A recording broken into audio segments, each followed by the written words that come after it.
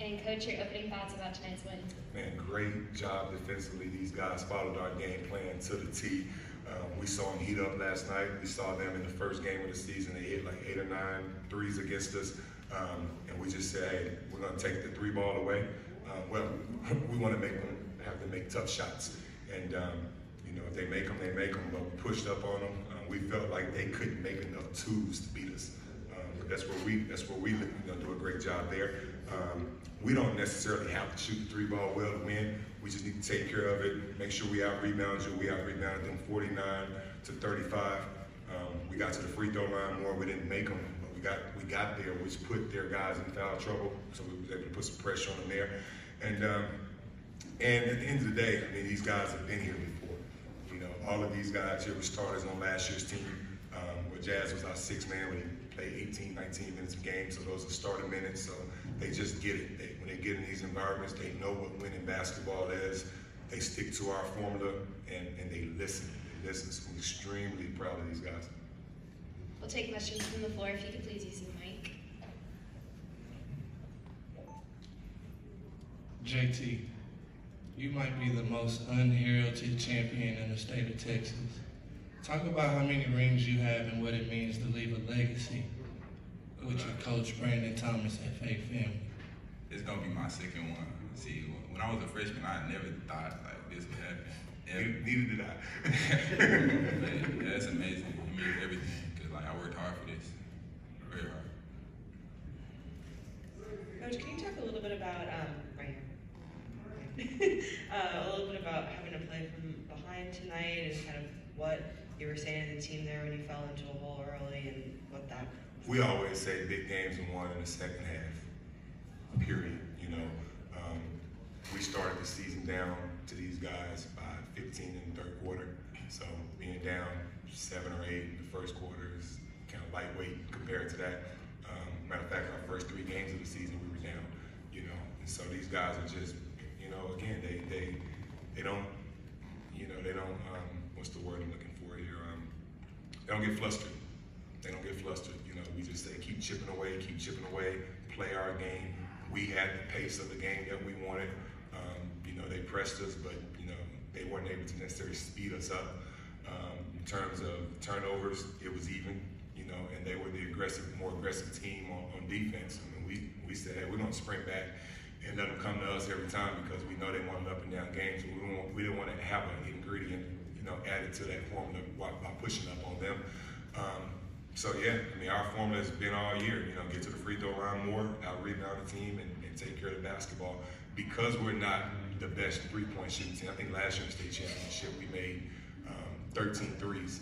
And we made 1 today. You know, this is a totally different unit, you know, and they've hung their hat on defense, as they should. I mean, we got 2 big guys inside that protect the rim, they rebounded well, they alter shots, they block shots. So, but to answer your question, and I hope I did for you already, being down in the 1st quarter, there's so much basketball left at that point. And the way that they play, you're going to have so many possessions.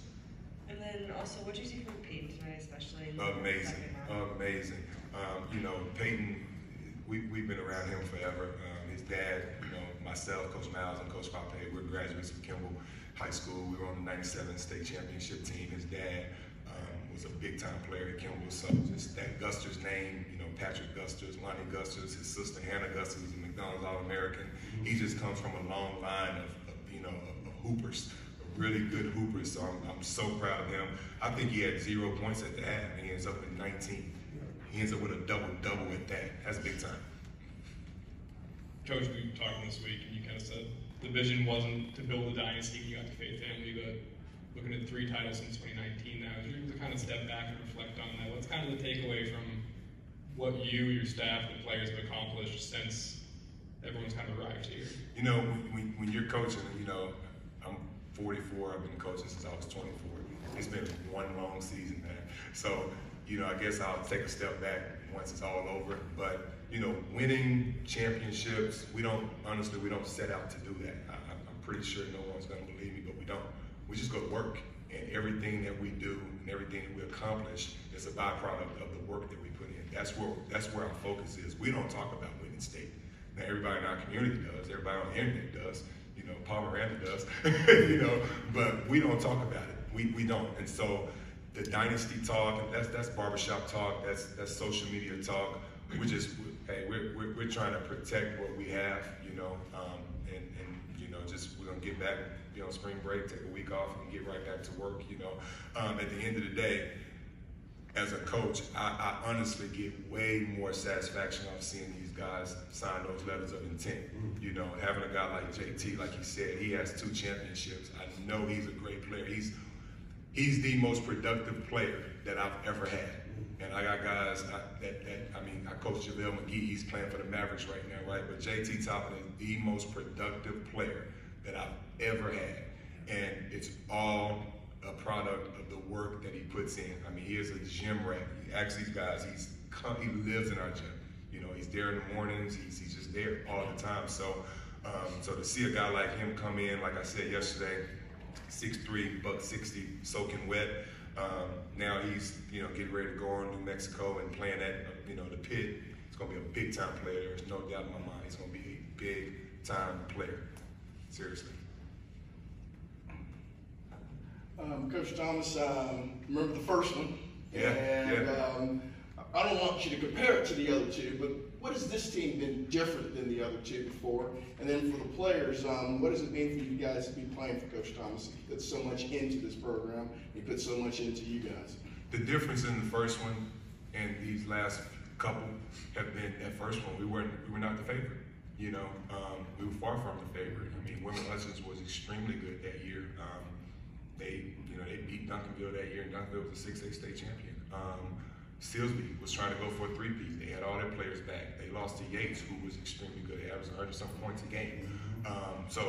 And we started 2 freshmen, you know, and I wish more people would, and here's the thing, you know, me and my staff, we work for our community, we work for our administrative staff, we work for these players, but I wish people would, you know, keep in mind that we probably was the first program to win a state championship starting 2 15-year-old kids. You know, now everybody wants to talk about, you know, this player, and I heard somebody say from the crowd, you know, you got an AAU team. Well, maybe parents and kids want to be around a winning program. You know, what's wrong with that? You know, I just don't understand, you know, if my son, you know, if he wants to be a pianist, I'm gonna send him to the best school that has the best music department there is, if I can. So, you know, my staff does an amazing job. They do an amazing job, and you know, we're in a talent-rich area, no doubt about it. And what's wrong with players and families choosing Faith Family? Faith Family can't have a great program. Oak Cliff can't have a great program. You know, we have a great program. So the difference is we were not the favorite. You know, we did it with 2 freshmen. One of those freshmen was the state MVP. He averaged 25 and 13 points, straight Clayton.